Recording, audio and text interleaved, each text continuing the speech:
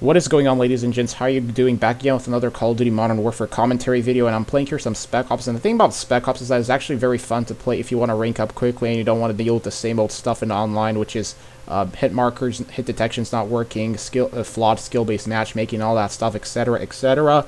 And this is my first time playing some Spec Ops here, and it's actually pretty fun to play. I think I'm probably going to play some Spec Ops more, because earlier today I tried playing online, but obviously the same old crap was happening. Flawed skill-based matchmaking, all that crap was happening online. Me just constantly getting spawn killed. It wasn't fun at all. And anyway, so in this video, what I want to talk to you guys about is do a little Call of Duty Modern Warfare debate about two characters, which is Makarov and General Barkov, because both characters are very ruthless. But however, I think that Makarov is the more ruthless character because of what he did in the previous Call of Duties and all that stuff. But General Barkov can be considered as ruthless as Makarov, mainly because General Barkov, he invades Uzbekistan, which basically sets the tone for Farah becoming a female freedom fighter, fighting for the liberation of her country and for the independence.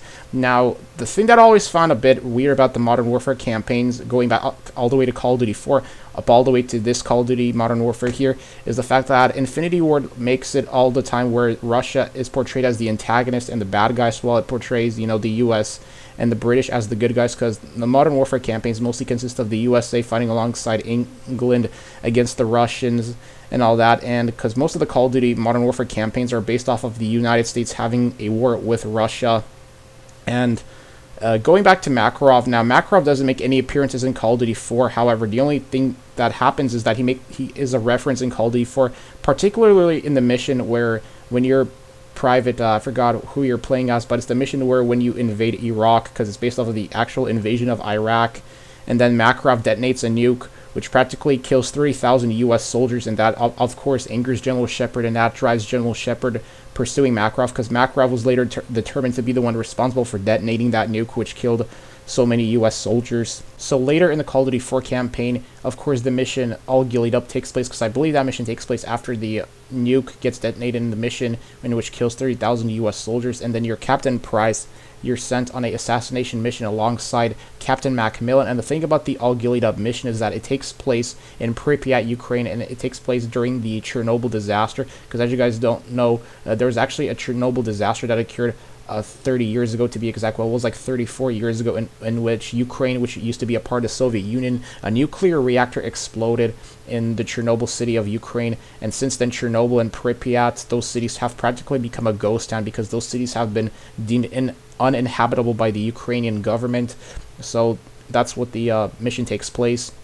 And then Captain Price talks about how 30,000 people used to live, not Captain Price, Captain Macmillan references the Chernobyl disaster, where he says 50,000 people used to live in this city. Now it's a ghost town, and that's actually true, because to this day, Pripyat and Chernobyl, like I said before, have become ghost towns, and they're probably going to continue to become ghost towns for at least another, I'd say, a couple of hundred years, because of all the nuclear radiance that are surrounding the area.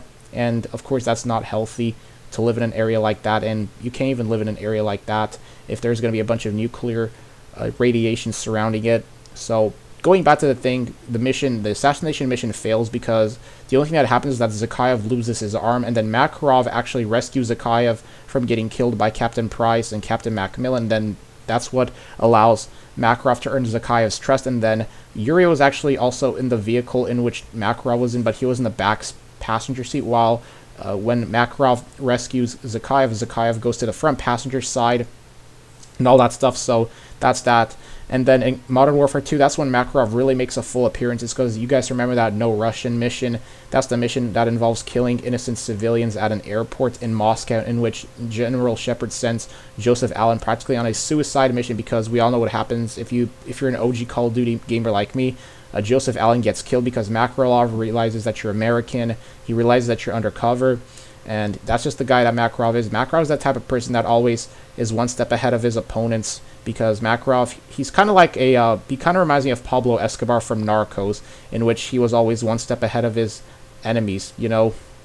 So after that mission, well, during that mission, you can actually try and kill Makarov, but you can't, because Makarov is programmed to be invincible in that mission. So no matter how many bullets you try and spray into him, he's not going to die. But you can actually kill his right-hand man, but of course he's just going to kill you right there. And then during that mission, Makarov uses American weapons because Makarov wanted to make the mission look like it was the United States that carried out an attack on civilians at an airport in Moscow. He didn't want it to think that it was him that was responsible because he was the leader of an ultra-nationalist group in which and it was just that type of group that didn't have any morals, because Makarov was the type of guy that did not have any morals whatsoever. He just always did whatever he had to in order to gain the upper advantage over his upper enemy, even if that meant having a bunch of innocent people killed. So, of course, Makarov uses American-made weapons, and then that's practically what sets the tone for a war between the United States and Russia in Modern Warfare, and then in the later Modern Warfare series as well. So, after that mission, you try and find Makarov, because after that mission, General Shepard practically orders Roach and Ghost to find Makarov. But I think after that mission is also when you rescue Captain Price from a prison in Russia, and then I think it's after that, yeah, it's after that that that General Shepard ends up betraying Roach and Ghost for whatever reason. I don't know why he betrayed Roach and Ghost, because that was the most shocking Call of Duty scene I've ever seen. So, of course, he betrays you after you fail to find Makarov, because there is a mission in where it was believed that Makarov was going to be hiding at a safe house somewhere in Azerbaijan, but unfortunately that's not the case, and then that's what happened after that. So it wasn't until Modern Warfare 3 in which you kill Makarov, in which Captain Price kills Makarov at the end, but Makarov is also responsible for the death of Yuri during the last mission, and then he's also responsible for the death of Soap, in which you try and kill him, but Makarov practically showed how he once again had the upper advantage over his enemy when he placed bombs at a hotel, because he knew that he was being targeted, because Makarov just wasn't a dumb guy. And practically Makarov was just a type of guy that he just always knew how to play mind games with his enemies. And now let's talk about General Barkov, because General Barkov can be considered a pretty ruthless character, because, I mean, he invades Uzbekistan, and because of him, Farah's mother ends up getting killed in the rubble during the invasion of Uzbekistan. And then Farah and Hadir, her brother, there's a mission in where you play as them when they were younger, when the invasion of Uzbekistan broke out, and then they end up getting killed. Well, not killed, but they end up getting kidnapped by General Barkov, and they are sent to somewhere. I don't know where he sends them to. But then let's just say that he incarcerates them, and then after that, Farah and Hadir develop a hatred for General Barkov.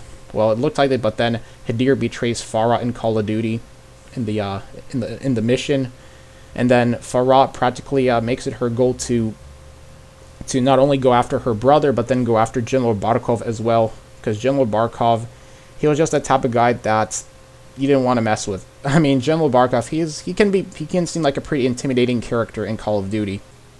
And I don't know a lot about General Barkov because I try to research a lot of information about his early life, and not much is known about General Barkov's early life except where he was born.